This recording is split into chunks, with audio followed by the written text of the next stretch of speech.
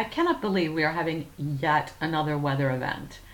I'm particularly disappointed in today's event because I had lined up 3 separate in-class exercises that are a lot of fun. I think I can salvage 2 of them for Thursday, but let's hope we really do have class on Thursday. All of these are leading towards our next live scenario project, which is an informational video. Let me explain what that means. This is not a commercial. A commercial is typically 30 seconds to 1 minute long, and typically it represents something that people have at least heard of before.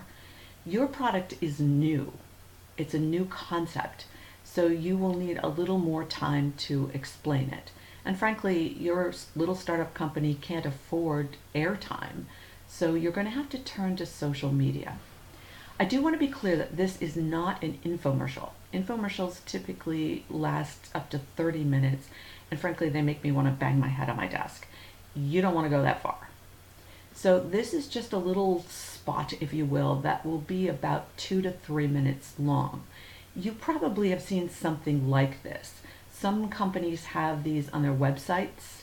More often, it will appear on the company's Facebook page, or if the company can afford it, when you go to your personal Facebook page, you sometimes in your home feed will see a video posted and it says sponsored over it.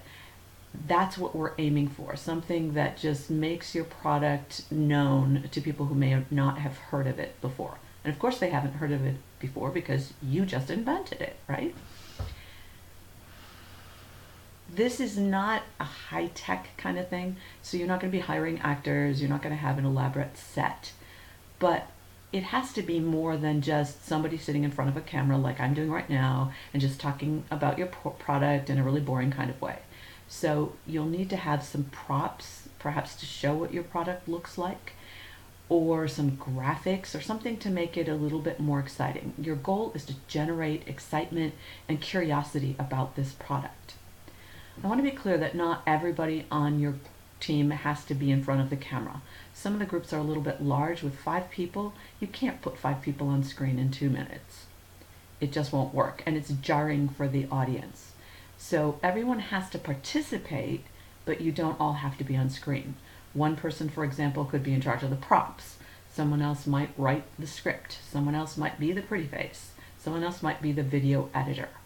And speaking of video editing, I have posted to our course page several different free tools you can use for editing your video. Some of them include graphics that you can insert into your video, and they're kind of fun. So you might want to play with those.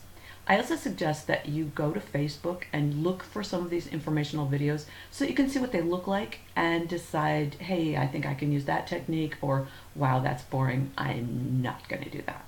Just to give yourself some ideas. In the meantime, I also need to explain to you a couple of administrative things that are happening. We are approaching the midterm mark. I have to turn in midterm grades on Friday, and I think that means you'll see them either Friday evening or Monday morning. Aquinas does not use letter grades for midterms. We use what we call indicators, and these are not grades of record. We have 3 indicators. S is for satisfactory. I don't really like that term because to me S means, or satisfactory means, a C grade. That's not necessarily true. You could be pulling an A and you still get an S. Seems kind of unfair, right? But it means that you're doing well and we're not worried about you. The opposite end of the extreme is an unsatisfactory grade, which appears as a U, and that means that if I had to issue a grade today, you would fail this course. In the middle is the M grade. No, it doesn't stand for middle, it stands for marginal. And that means that you would squeak by if I had to give you a grade today, but I'm worried about you. And there could be several reasons. 1 could be that you have missing work, and I'm hoping you'll make that up. 2 could be that you have a number of absences that put you in danger of losing points at the end of the semester if you have more absences. And another reason might be that you're doing well in one area but not in others. For example, you might be doing well on your homework, but your quiz scores might be low. So that means that I'm concerned about you, and I would like you to come and talk to me about what you need to do to get yourself over the hump. And finally, I'm giving you the opportunity, actually it's a requirement, to rate yourself on your participation and your professionalism. You'll find the icon for this on our course page. I've also attached the rubric that I use for grading, and I'm asking you questions about each of the areas in the rubric. I'm actually asking you to give yourself a rating according to the rubric. I will then review what you say about yourself, and I'll comment back to you on whether I agree or disagree. Sometimes I actually find that students are harder on themselves than I would be.